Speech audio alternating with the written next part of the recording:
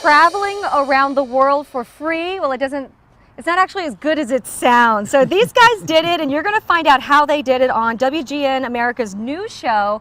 It's coming up, and you'll be able to see it. Here with us now are Alex Boylan, host of the show, and we have the producer and the director here. It's Zsolt.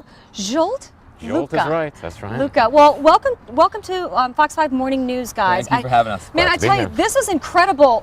The show is called Around the World for Free. What is the show about? Okay, I think I would say this is the most fascinating project I've ever been part of. I mean, this was a show, we started off with no money because we wanted to see the world in the purest way possible. So we created a mini website where people could write in, and literally people would say, hey, listen, I have a brother in Caracas, Venezuela, he can put you up for a night, and then I have a sister who can drive you down from here, and literally used the power of the internet and social media to let us circumnavigate the world through locals. Okay, so, through locals, and we're going to talk about that in a second. Okay, so let's take a look at the clip. You guys sent us some video and listen to what you have to say about it. Guys, let's roll it. From New York with just one crew member, Zsolt Luka, and not a penny to my name. No security, no hotels, no script, no clue where we were headed. No money, no script, single camera shoot, two guys, no idea where you're going. You got support on the online, but did you have to work? I mean, how did you pull this off? You had to work. You had to take jobs. For sure, yeah. We took jobs. I mean, I had shampooed people's hair in Puerto Rico, was a dive master in Vietnam. So for sure we took jobs, but at the same time, it was really the help of the locals in the online community diving in every step of the way and guiding this journey. I think that was our main goal, was that we wanted to see the world in the purest way possible. So this is the most real, raw travel experience you could ever possibly imagine. So Alex, where was your favorite place? My favorite place? I would say the island of Dominica. It's just north of St. Lucia. This island is fascinating. It's a boiling lake on top of the mountains. It is a beautiful, breathtaking, barely any tourism is there yet, completely untouched. Wow. Fascinating. There's the video of it there, and just waterfalls, and you liked it, you say, because just of the nature. The untouchable. Absolutely. I mean, when I say there's no tourism, there literally is barely any tourism there, and this island's still being discovered. So these waterfalls you're seeing, these are still being discovered today. They're still 100-foot waterfalls. You got to name. He got to name his own pool. Imagine a water pool. Yeah. On the spot. What did you name it? AB's pool. Alex Boylan's the name of my initials. There you go, going him in a good way.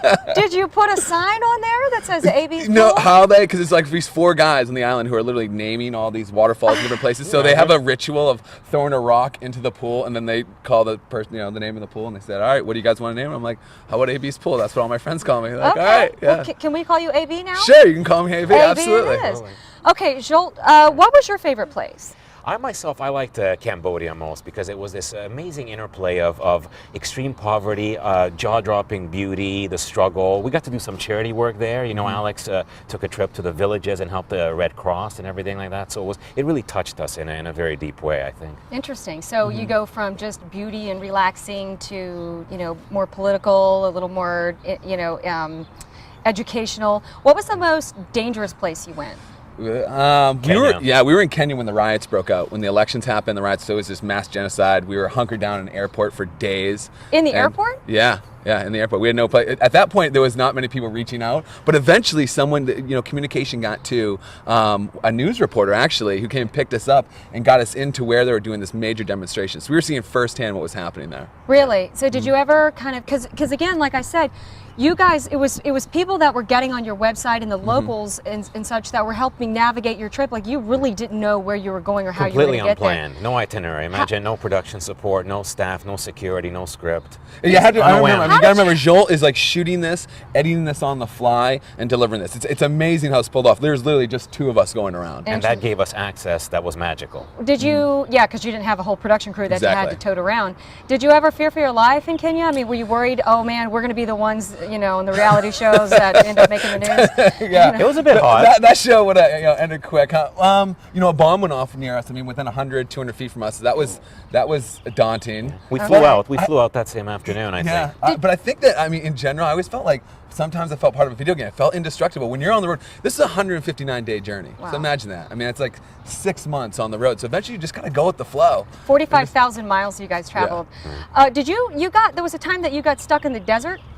What happened? Well, no one was reaching out, which happened, time and time on this show. And I was in the Atacama Desert, which is in the northern part of Chile. and there was nothing. So I had the bright idea of like, hey, let's just hitchhike through the desert.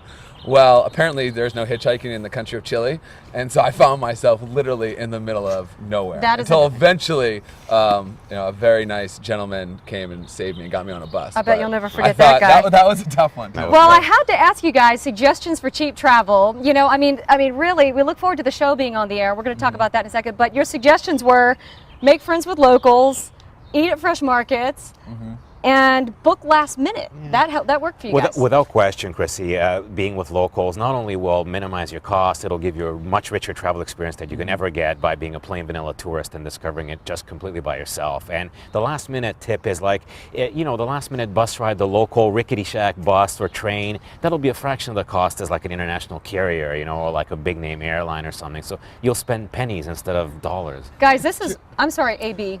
Yeah. I'm sorry, I didn't mean to interrupt you, AD. No, that's quite all right.